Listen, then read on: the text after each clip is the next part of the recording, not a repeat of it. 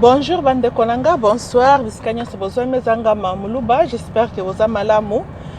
Nazwaki pena numwa mikolo oyo off po ka ndenge binonyo sepebo moni ngai pena moni mikolo oyo ba inonde biso na ba distraction ya lolenge na lolenge. À tel point que tala tozalaki na lisolo kitoko notre fils le docteur na Madagascar oyo azui solution ya coronavirus oyo. Voici batu ya kotombola.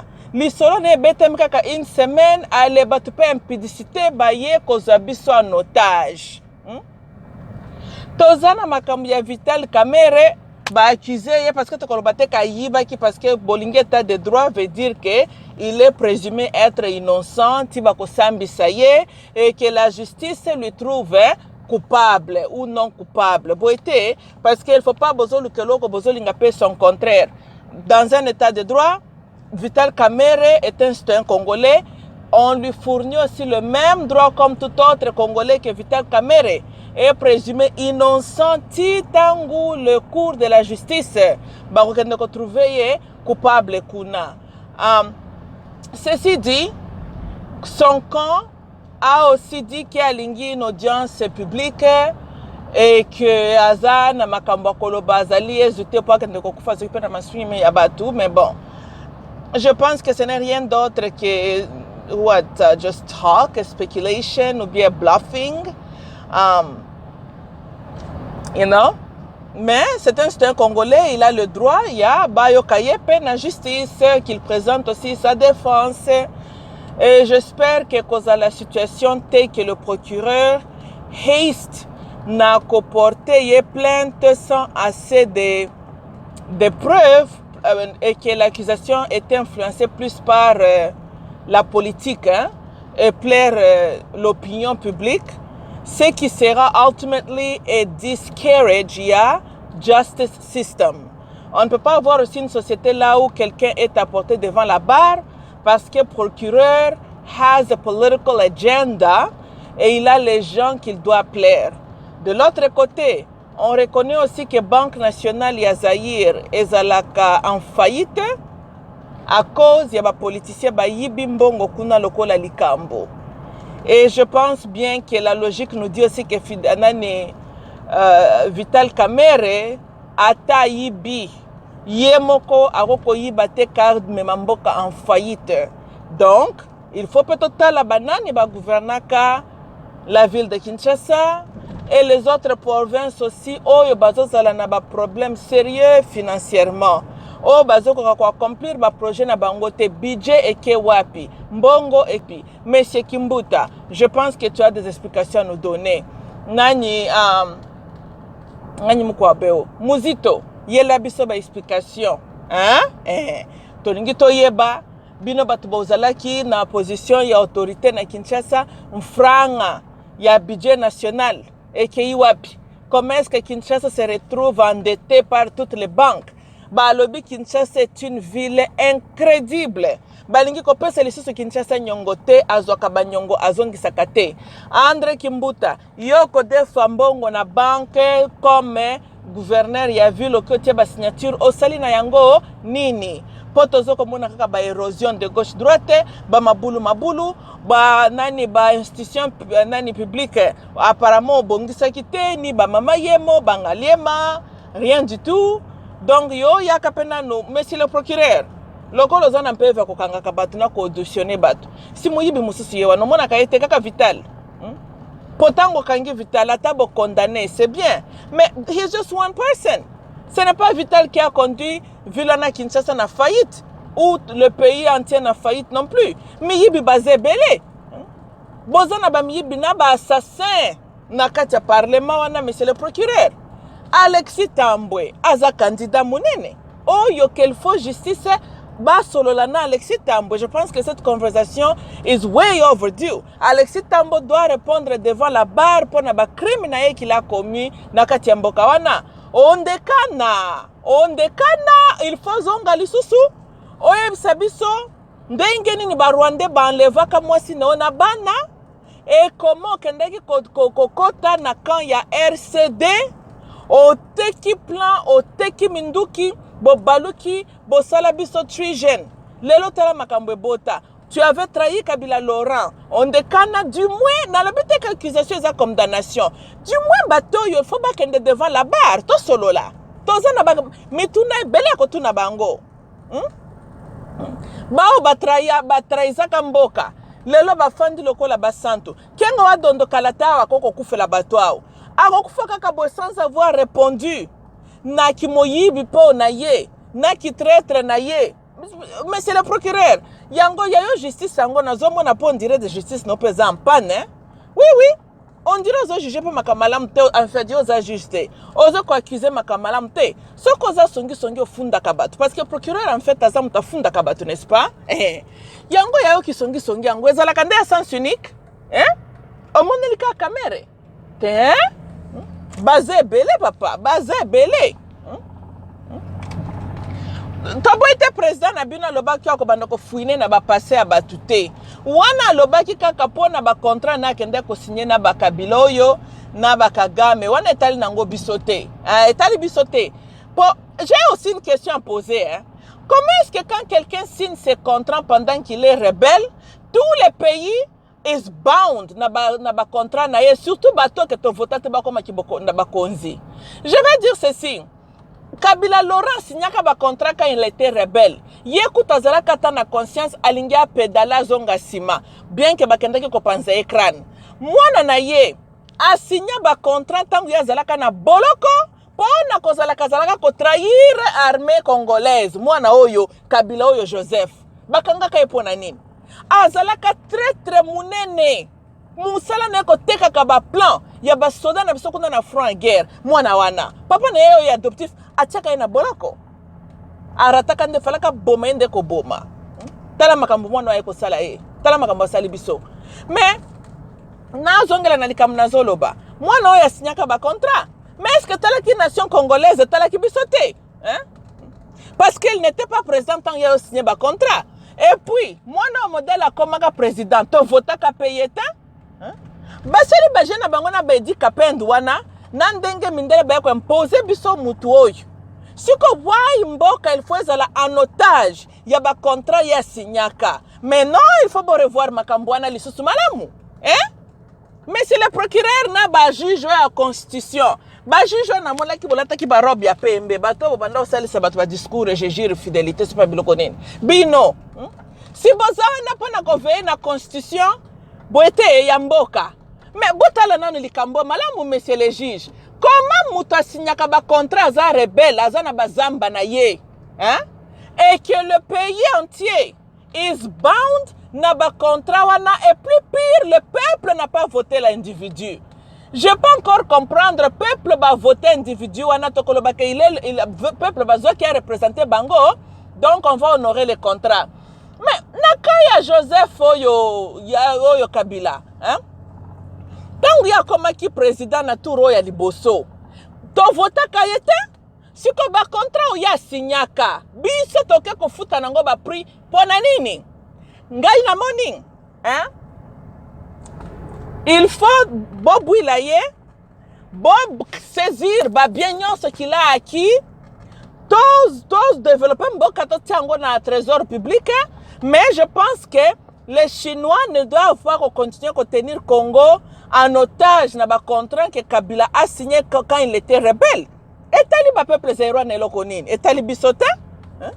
Yena mwasne na bana na yena ba koko nende ba ko honorer ba contrat wana. Et eza makambo na bisote?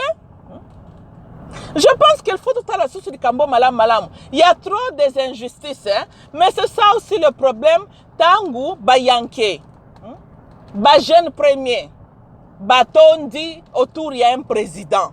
Hein? Chilom. Comment est-ce que l'administration a tondi kakanaba moins expérience lokola yo?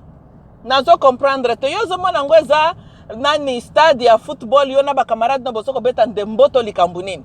O eza makambu ya jitunga eza makambu ya mboka Chilombo, hein?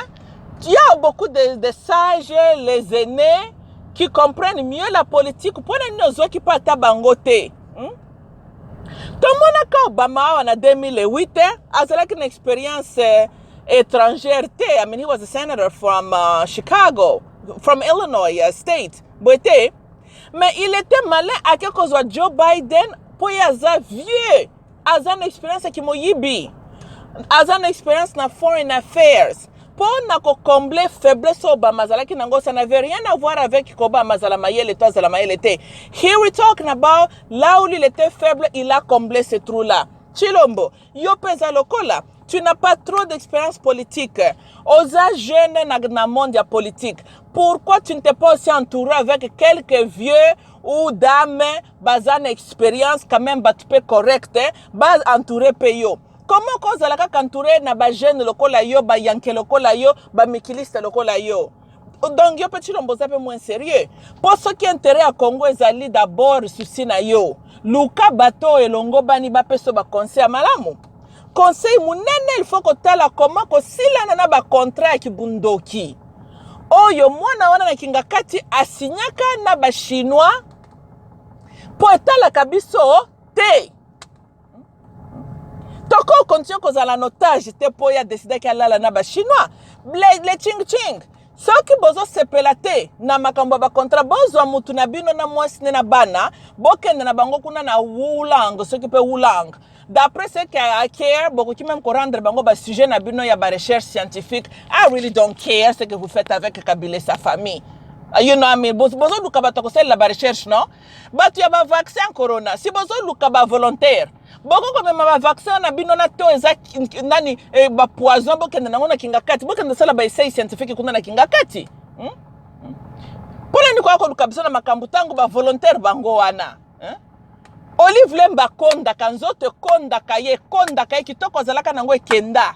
Toyeba kata bela nini ezalaka poison toya bandaka coronavirus avant toyebite. Mais d'après ce que je sache Olive Lemba za candidate ya ba essai scientifique bo bandana na ye pour photo yeba nzoto nyonso ke ye neloko nini tolingi toyeba ngo mobile bandaki ko tia kaka ba bidon to le zaloko nini mais toyeba donc bino batu ya ba vaccin bokende na kinga kati ba volontaire bazebele ba candidat bazebele mama sifa il faut to luka toyeba mutu na ye fonctionnaka comment yo mama mobimba voyi moko bako ya ko corrompre yo bimo mama na ye mutu eza pena eloko moko eza fundamentally wrong.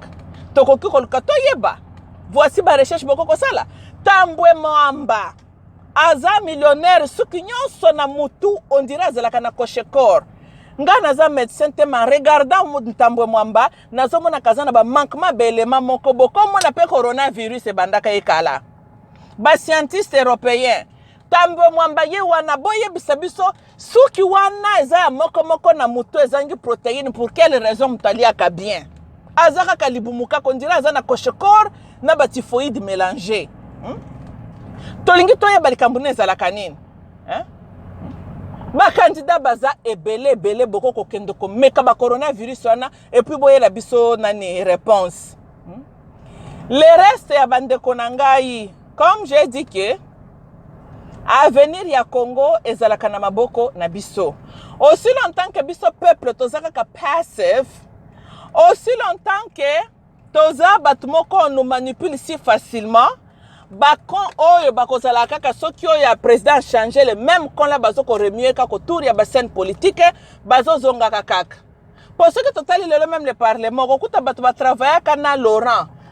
Même na Mobutu bangwana lisusu bazali pendant que Tshilombo aza président. Tshilombo désoudre parlement wana désoudre bango soki ozala makasite peuple kinois bosala ndenge ba burkinabé basala ki bosila na batu wana c'est votre pays à vous hein comment boko tika groupe batu moko boye ba contrôler kamboka bazula kabino ba décision et puis basoka jamais ba décision malamu. Non, mona ba politicien ngo ba ozo la bino décision. Ba décision tout bango bazwaka ezala kaka na ba conséquences négatives pour na peuple congolais. Monsieur le procureur, tala likambu ya Ondekana, tala likambu ya André Kimbuta, Mozito, Alexis Tambwe, mutu ba memelaka ba champagne par les femmes, mutu ba invitaka. Ah papo, yebi ko silisi o dévaloriser champagne Alexis. Oh colérique, hein? O dévaloriser champagne. Wa gentil te, oza gentil te. Mbalo na moni to banda ko invité bino nde na lotoko. Po yo ba bengyo na champagne, tala ndengo se comporter yuma mobali. Mbalo nde kozala lotoko. Les femmes sénatrices, mibali wana baza na valeur ya ba champagne te. Baza pe na valeur ya ba vin te. Lotoko chichampa. Oui, o eteka makana ba coin wana. Nde masanga osombi lotoko. Ndo bengi monsieur le sénateur, venez chez moi, tokomela masanga ya mbila, tokomela le chichampa. Bobomba ba champagne na bino pona bato ya malonga. Tala mutoko la Alexis Ntambo talieka kozomona déjà aspect ya nani ya koshekor. Aya kotikelo ba batterie na verre na ya champagne mama. Mi batela nzambe pa batela yote. Oyebiteka mibali misusu basoyi na bango zalaka na batetanos. Botu naka ko livre lemba ko yebisa bino ko témoigner. Nzoto wane kondi e pona nini? Batetanos. Batetanos. Tous les salives de chaque homme n'est pas bon pour la femme. Mibali mususu beza pamba. Azana batetanos. Donc matana yezalaka na batetanos. Partout à kotiaka ka mbebu na ye sur yo. A BBC yo. Soke mekyo kote lokutu na makila. O se retrouver lokolo livre lembe. Mabundu nyonso. Kingo mwambe nyonso. Otikali mutu. Okoma kaka ba voyage na kokundaka ba Congolais. Okoma kaka kokundaka ba tukomemaka ba pondu na bantaba na ba matanga. Mais oh, mayele lisusu boye. Oh, ezate. Pona nini saliva ya mobali ezana batetanos na kati. Maboko mususu pe ya mobali. Ya mibali mususu zalaka poison même. Maboko mabe. Maboko ezaza. Bomoni soki bloka kolamba. E baby. Bintu bizaza. Na lingalo ezalaka nini. Ngai wana maboko epola soki pe baby. Biloko maboko ngai. Mibali mususu bazana maboko ndenga wana. Kaka simbi yo kaka boye. Bisika kaka ya simbi. Bon. Etali Peru. Etali Argentine. Mais yo fandaka na nani na Alaska. Yo zalaki no na Toronto. Yo zalaki no kuna na Maine. Boni ba membrane corporelle na yo ekomi kotala Peru. Pona nini? Mutu ya maboko ezaza. Asimbaki yo. Lokola ba Alexis Ntambo mwamba wana. Azana maboko mazaza. Lokola Kabila. Azali maboko mazaza. Natangi salive, natangi maboko. Bongo sikoyo. Kaka ndenge boyoki pe wana. Misusu bazande bidon ya pamba o. Science elobi ezalaka 100% protéine ya wapi. Poso ke ezalaka bongo Santa Olive ke wapi. Santa Olive ke wapi. Mwena décrire mingeza te. Tango mobile beta kaba poto, bale beta kaba poto, bale ezalaka airball. Place ya but etikali, bale kendaka bon eleki place ya but. Bolingi résultat nini? Résultat kozala le côté. Eza le côté. Donc bambangu nyonso na kujuwera kimi na terrain. Bambangu nyonso kimi na balle. Tango a viser. Ce qui arbitre a sifflé, si bozaka kana 0 point. Bozaka kana 0 point. Toza Mikolo, vous m'avez compris, je ne peux pas trop élaborer. Toza na moi pider. Même si les enfants ne sont pas dans mon audience, mais peuple congolais bazana makam très sérieux balingi bayoka à part impudicité.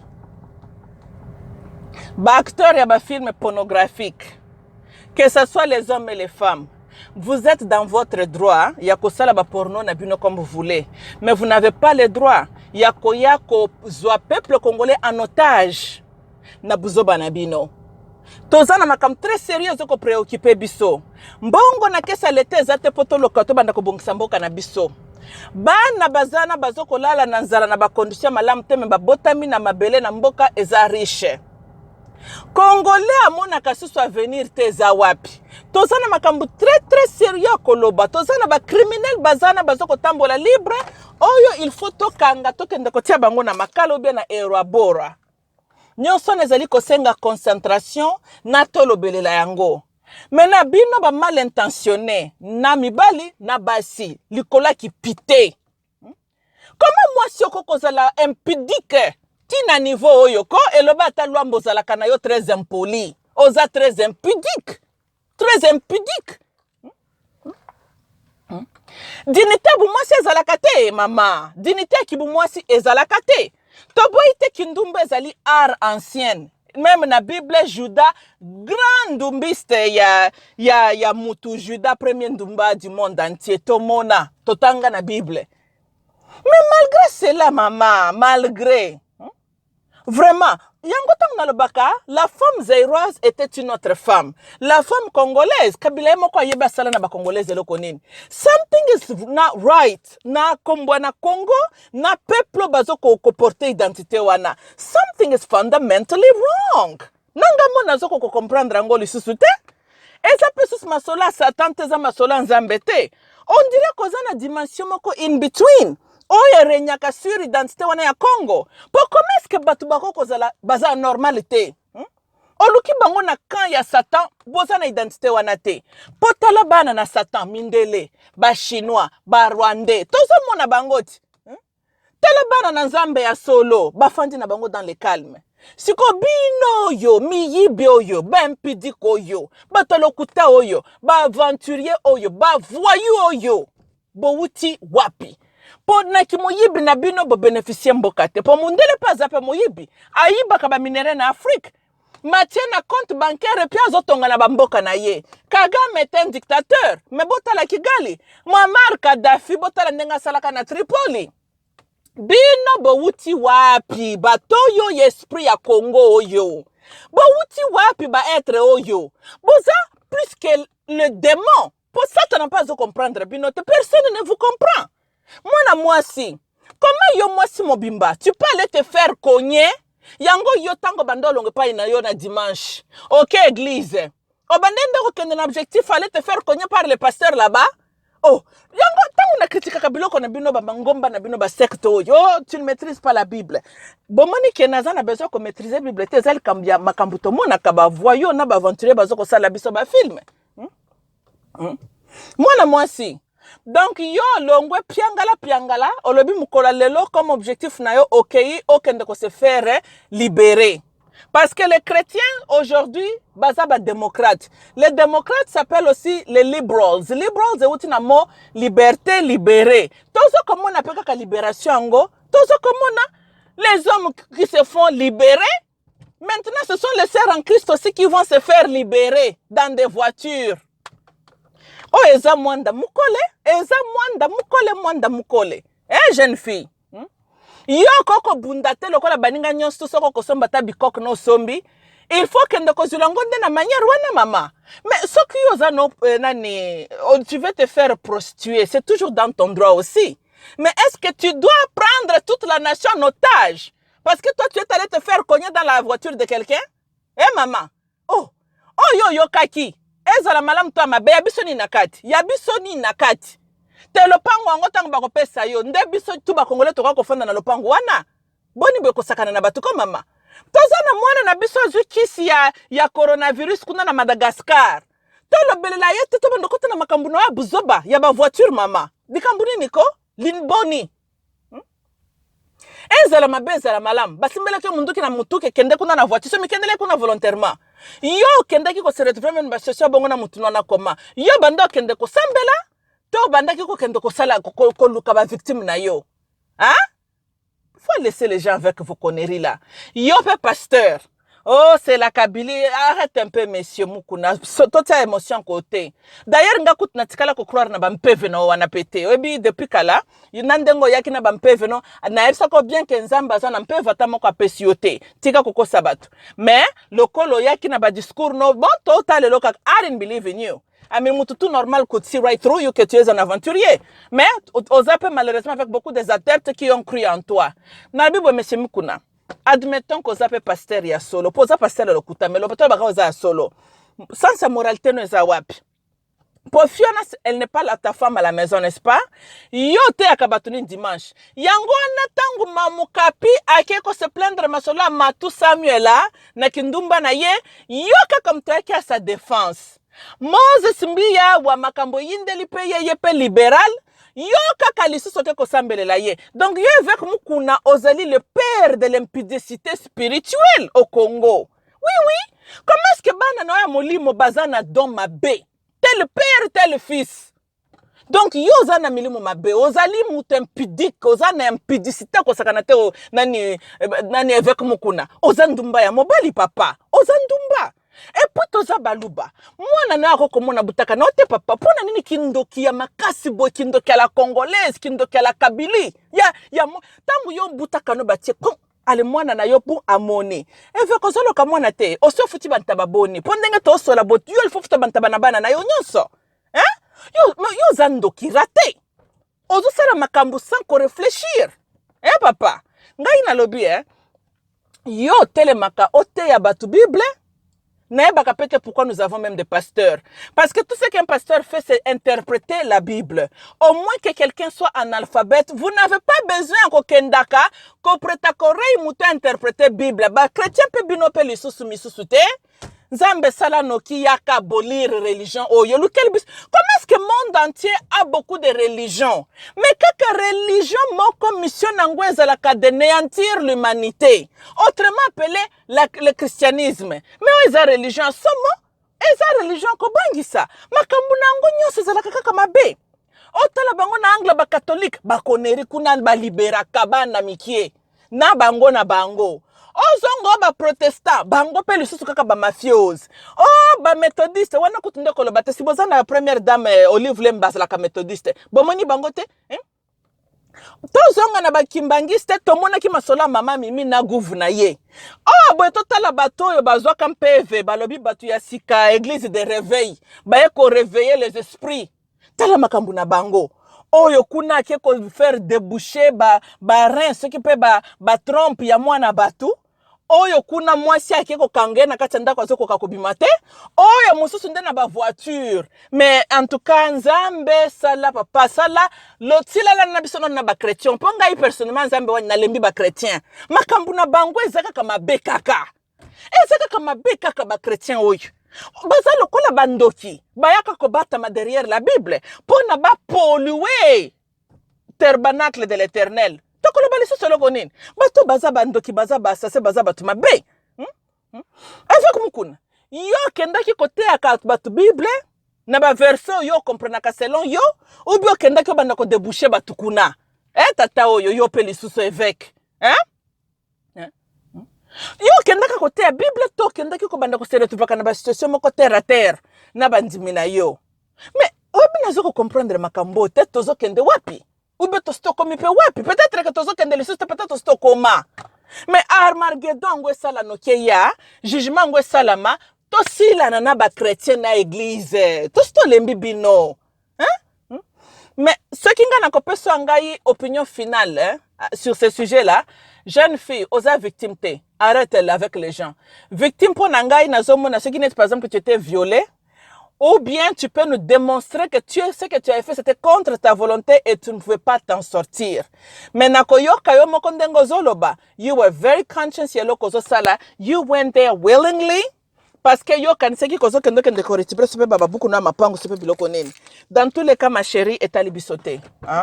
Écoute, ce n'est pas notre problème que yo zandumba mama.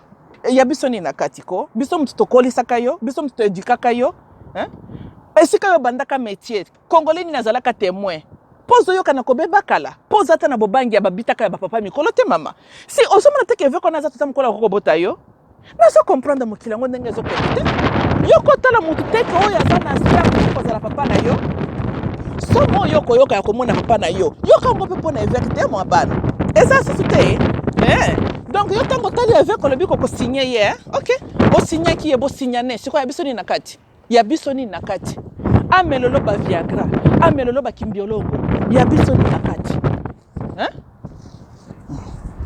OK bande konanga ezanga mamumulo j'allais oublier procureur ko distraire bisoto na kozwa ka jeune fille yo eza ba distraction tozana ba dossier très sérieux yo il faut tal mutikana na makambo ya kipitise na kipikempidicité na ye yo mutokende ko encourager azala kindumba po azoyoka na kabanda ngokala OK bande konanga ezala kinga mamuluba I love you all et à la prochaine.